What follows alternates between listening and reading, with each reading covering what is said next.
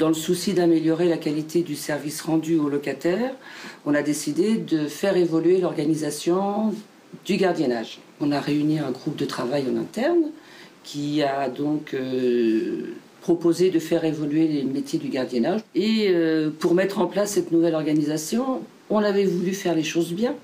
Donc on était accompagné d'un ergonome donc, qui travaillait sur le terrain avec les équipes et de 2 psychocliniciennes donc, de la médecine du travail donc, qui, elles, avaient pour tâche de vérifier le bien-être des salariés au travail.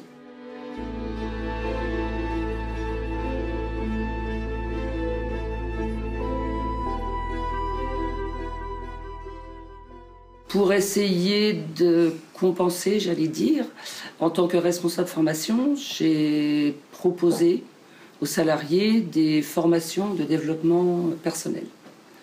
Nous avons travaillé avec Sylvain, donc, qui a mis en place des formations, donc, confiance en soi, gestion du stress. Et Sylvain a eu beaucoup plus de remontées que moi, ce qui nous a décidé donc, à informer le directeur général d'une situation qui nous paraissait grave, de mal-être au travail.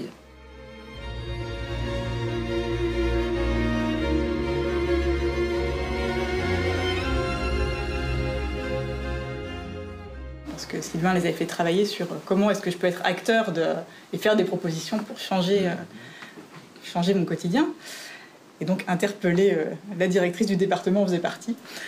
Et donc là, moi, j'ai pris une claque, hein, parce que ça faisait très peu de temps que j'avais la direction du département, et puis il y a beaucoup d'intermédiaires entre le terrain et moi.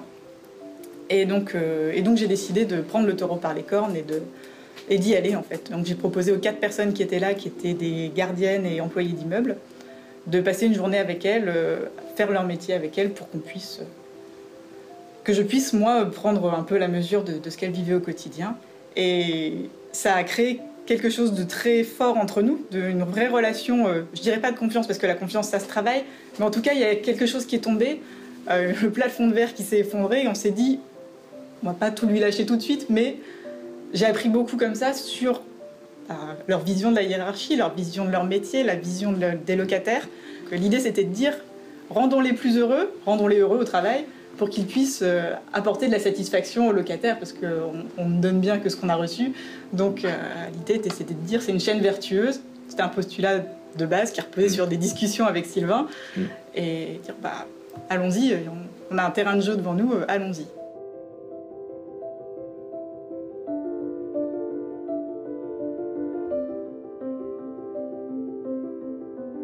J'ai bénéficié d'un coaching avec Sylvain, pour pouvoir avoir des conseils finalement méthodologiques et retranscrire la parole, remonter la parole des agents le plus fidèlement possible.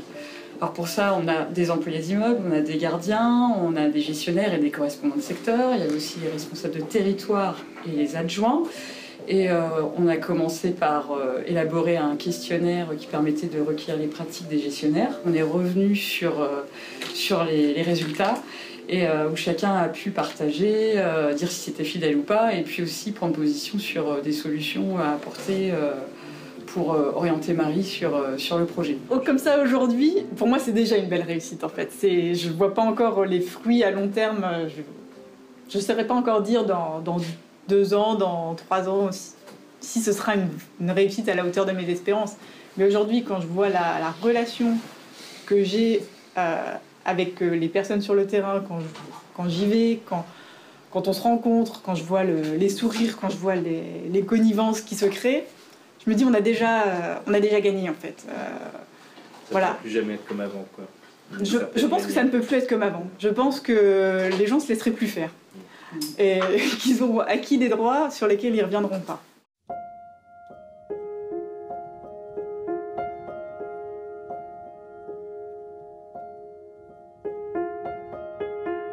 Je suis correspondant de secteur chez Alsan depuis 4 ans, donc j'encadre une équipe de... Enfin, auparavant c'était gardien employé d'immeuble, dorénavant j'ai plus que des gardiens, dont Monsieur Chétou. Donc mon rôle est du coup de les encadrer, de leur donner des directives et aussi de les aider au quotidien dans les problèmes qu'ils peuvent peuvent rencontrer, que ce soit au niveau des incivilités et aussi de toutes les petites difficultés techniques ou au niveau de l'entretien.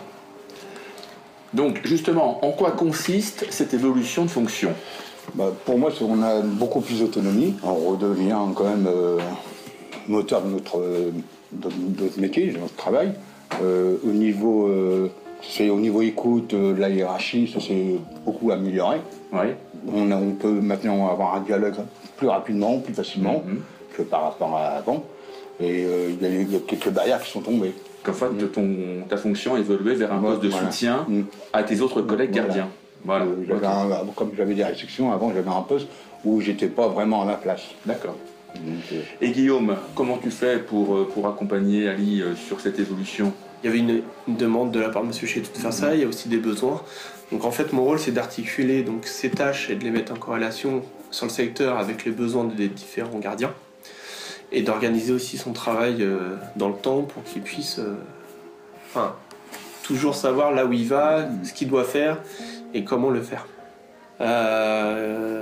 C'est un poste de toute façon qui est nouveau, donc il faut qu'il le construise. Mon rôle est d'aider à le professionnaliser là-dedans. Donc, c'est au fur et à mesure qu'il va apprendre qu'il va grandir dans son métier, qu'il va aussi apprendre de son métier et construire le poste de façon à ce qu'il soit le plus efficace et pour nous, selon nos demandes, et pour l'épanouissement de monsieur Chétou, pour lui.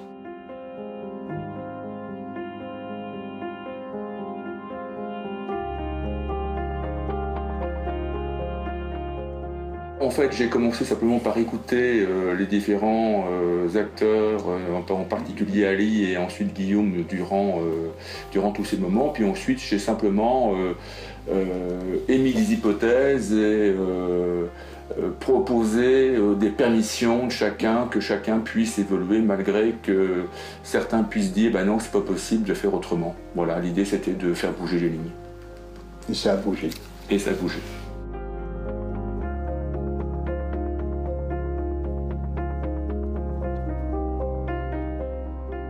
Sandra, est-ce que vous pourriez nous expliquer comment votre métier de manager de proximité a évolué aujourd'hui avec le projet proximité ? Avant, nous avions... c'était difficile de prendre des décisions, par exemple. Il fallait toujours en référer à notre hiérarchie. Aujourd'hui, on a une liberté plus importante. On est plus crédible par rapport à nos équipes. On peut prendre des décisions plus importantes. Avant, il y avait une organisation différente selon les correspondants, ce qui pouvait être un peu compliqué lorsqu'on changeait de secteur. Aujourd'hui, il y a une seule organisation, ce qui est plus facile sur les différents secteurs qu'on peut avoir. Notre avis est demandé pour tous les agents de terrain, c'est-à-dire les gestionnaires, les correspondants, les employés d'immeubles, les gardiens, ce qui permet d'être plus impliqués dans les décisions, d'être écoutés.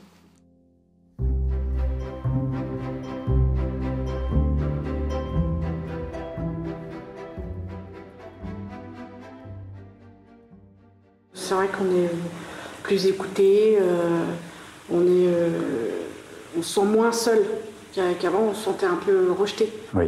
Et puis depuis que ce projet-là il est remis en place, on est beaucoup mieux, quoi. Et les choses sont suivies des faits maintenant. Oui. C'est ça, quand vous demandez quelque chose, il se passe, vous obtenez gain de cause ou ce que vous demandez. Oui. Qu'est-ce que vous avez fait comme formation ? J'ai fait une confiance en soi, mais il y a déjà un petit moment. Puisque j'ai fait le stress là, et puis conflit, mission de conflit. D'accord.